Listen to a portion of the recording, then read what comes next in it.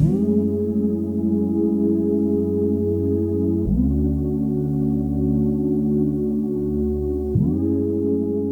everybody. Welcome back to Connect. I'm your host, Andy Hale.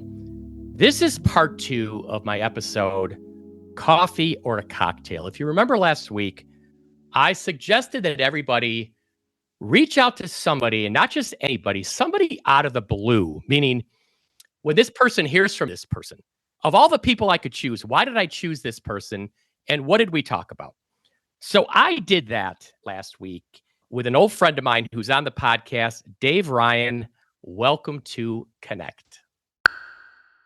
Hey, Andy. We go way back. We grew up in the same hometown. We've been friends, God, probably since high school. I think it was before that. Weren't we on? I think you were the back boy on Sebastian Realty. Yeah. Back in the 60s, and your dad was one of the assistant coaches.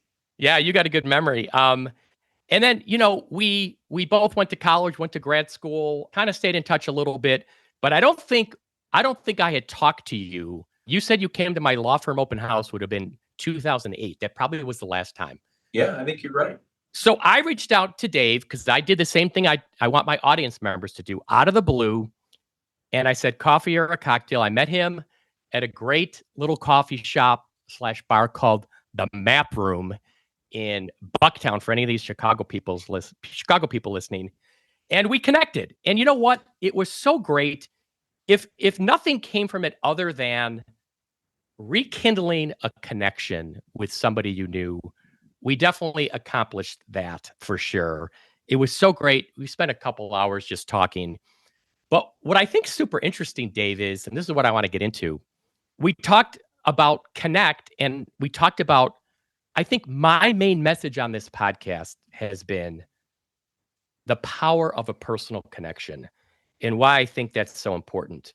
And so what I'd like you to do is describe a little bit about who you are, what your business is, and then I want to get your perspective on why you think a personal connection is important in what you do and for anybody out there. Well, Andy, first of all, delighted to be on the show. I've had a chance to listen to a couple of the podcasts. Really well done. And so thanks for having me. I don't know. I live with this mantra of you never know. You just never know how a interaction or a connection or a refreshed relationship might lead to something. And it doesn't always have to be business. It can just be a deeper relationship. It might be a good time to be able to support someone. I'll give you an example. This is a real life example, and I just got a text from a friend, a Park Ridge guy who happened to be a fraternity brother of mine back at Miami of Ohio, and I met him at a wake, sadly, of one of our other fraternity brothers' father, and he had just gotten his firm got bought, and they dialed down a number of the leaders, and so he's been looking for work for some time, and he was pretty discouraged. And I said, let's get a meet. Let's get together. We'll do a Zoom call, and we'll just chat about, all right, what are your options? And I'm happy to spin my Rolodex on your behalf. Anyway, long story short, I really encouraged him to just say, you got to reach back out to those who know you, people you have history with. Unfortunately, life gets in the way. COVID gets in the way. Our personal, focuses with kids and everything else gets in the way, and relationships get diluted.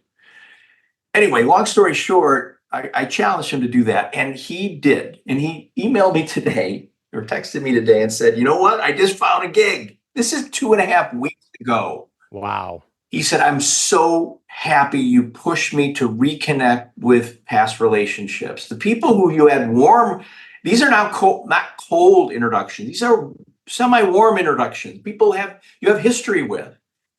And it led to a new gig for him in 2.5 weeks. Let me pause you there. I got goosebumps on my arms right now because that's exactly what I have been saying. And I use that as an example earlier on in the episode about, make that personal connection. And I said exactly the way you said it. I feel like I'm talking to my twin brother here. It doesn't always have to be about business. I want to make that clear. It's not all transactional. It's simply beneficial to rekindle a friendship and whatnot, but it can have much more powerful effects. And I gave the example of, hey, you never know. You might be looking for a job. You connect with an old college friend, and they said, "Oh, really? You're looking? Let's talk." And that's exactly in 2.5 weeks. Isn't that amazing? Yeah, it totally. And I just think people stop themselves. We think to ourselves, "Oh, it's going to be awkward. They're going to think I need something, right?" And we have to, let's be honest, when we lead into these conversations, we need to make sure that it's not just about us. We want to be interested in them, and maybe, hey, I want to get updated on what you're doing and understand. Maybe I'd love to help you, or you never know. So you got to lead with kind of a give, if you will. And the human condition is typically about reciprocity. And people want to help, especially if you have history with someone, especially in this town, Chicago. I don't think there's ever a bridge that is burned unless you do something wrong. People are happy to reconnect. And I think people are really surprised when they do it. And this was a great example. Well, and I think, when I think about why I chose you, I don't really think it's a coincidence. And, you can call it what you want. I call it intuition, and there's just kind of a true knowing. I connected with you because I saw some of your LinkedIn posts, and I'm rarely on LinkedIn. I just, for whatever reason, haven't gone on there. And I saw a couple of your posts talking about how, I think what you said was, and I love this phrase, every touch matters, meaning every personal contact you have with somebody matters, especially in the professional workspace. But when I connected with you, A, not only was it a friendship rekindled, but B, somebody that really also is preaching this personal connection, advice. And then also, I'll take it a step farther. This is like the cherry on top. We just started, you don't know this, but we just started an all-female attorney practice group called Themis, the Female Goddess of Justice. They are female lawyers looking to represent female clients. I think it's long overdue. I've got an amazing team of female lawyers. And you reached out to me the very next day and said, hey, I've got this friend. She needs help with an order of protection against an old boyfriend. That is exactly the kind of stuff we are trying to help women with. One of the things we're trying to help women with. So to think that just from that, we've already are helping this woman who needed this help. And it's one of my big passion issues is women who need orders of protection that have difficulty getting them. I want to make it easier. So I just look already from what has happened from me reaching out to you, and I've already seen the power of us rekindling that personal connection. It's amazing. Fabulous. Well, you hit on, again, another mantra, every touch matters.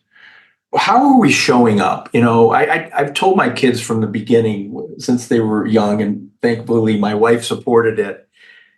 Girls, be interesting and be interested. If you could do those two things in life, you're going to kill. You're going to knock it out of the park. I don't care what kind of technical skills you have. And yes, you have to have skills. But when we're out there being interesting, have a point of view, be well read, be interested, be curious, ask good questions, be in it for the other. You do those things, you have completely separated yourself from 90% of the other people in this world. And at the end of the day, if you want to be memorable, you got to differentiate yourself. And so I go back to every touch matters. How we engage and how do we show up makes a difference. Continue that conversation, but tell me a little bit about your business and what you do and why you think that's so important. Well, I've carved out a really unique niche, Andy, and I'm happy to say it continues to grow and be a significant need in the marketplace. I work with professional services firms for the last 20 years. I've had a business called Gray Matters Group, and it really focuses on how do you help technical people, very deep subject matter experts, consultant types, be more confident, engaging, interacting, connecting, building relationships. And at the end of the day, if we can get consultants who are already in front of their clients working on a particular project or matter, if we can get them to more effectively engage and pay attention to what's happening around them, they're going to find other needs at those clients that they're servicing that could create revenue on behalf of their firm.